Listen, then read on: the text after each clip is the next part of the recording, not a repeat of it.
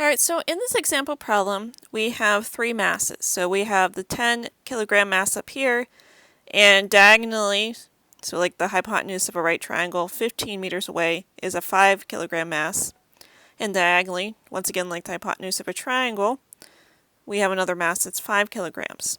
And then the distance from the 10 kilogram mass down to a point that's horizontal with the 5 kilogram masses is 7 meters. So that would be like the height of the triangle. And we want to know what the net force is on the 10 kilogram mass due to the other two masses. So that means that we need to use Newton's law of gravitation, because that's how we calculate the force from one mass on another. And the numerator is fairly straightforward, because we just need to take the gravitational constant times the two masses. And the denominator isn't bad either, because we need to establish the distance between the mass of interest and the mass exerting the force. So that's just 15 meters. So that gives us the force that the 5 kilogram mass is exerting on the 10 kilogram mass. And since this is also 5 kilogram mass and it's 15 meters away, that means that I don't need to repeat this calculation because the numbers are exactly the same. So we have this magnitude of force being exerted twice on the 10 kilogram mass. Now, we also have to remember though that force is a vector. And so this force is pulling down and to the left, and this force is pulling down and to the right.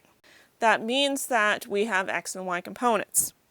So I'm going to draw in my components. So we have a force down, so that's going to be Fy, and we have a force to left, so that's Fx, and then a force to left, Fx. Now we have to remember here that there's two forces in the y, one due to this side and one due to this side, and then the Fx's are going to be in opposite directions. So that means I need to split my magnitude over here into components, so I need an angle to do that.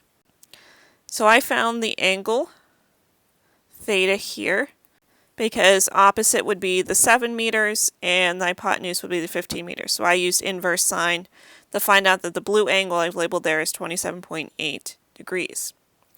So that means that I can then use the sine of 1.48 times 10 to the negative 11 newtons to find the y component, and the cosine of the provided angle to find the x component. So I took this number up here, the 1.48 times 10 to the minus 11 newtons times the cosine of 27.8 degrees to find the x component. Now remember that the magnitude of the forces are the same because the masses are the same. So that means the x component of both, the magnitude's the same, and for the y component, once again, the size is the same, but the directions aren't necessarily the same. So when we look in the x direction, this one's in the negative x and this one is in the positive x. Remember, gravitational force is attractive, so the 10 kilogram mass is being pulled this way by the 5 kilogram mass over here, and this way by the 5 kilogram mass over here. So that means since this one's negative and this one's positive, but they're equal in size, when you add them together you get 0. But the y component, both of them are pulling down in the y direction, so that means that I need to add the y components of both of them together. So I would add together the 6.91 times 10 to the minus 12 plus 6.91 times 10 to the minus 12, and that gives me a negative 1.38 times 10 to the minus 11 newtons. As remember, this is in the negative y direction. So because these masses are identical, and they're an identical distance away, the 10 kilogram mass is going to move straight down.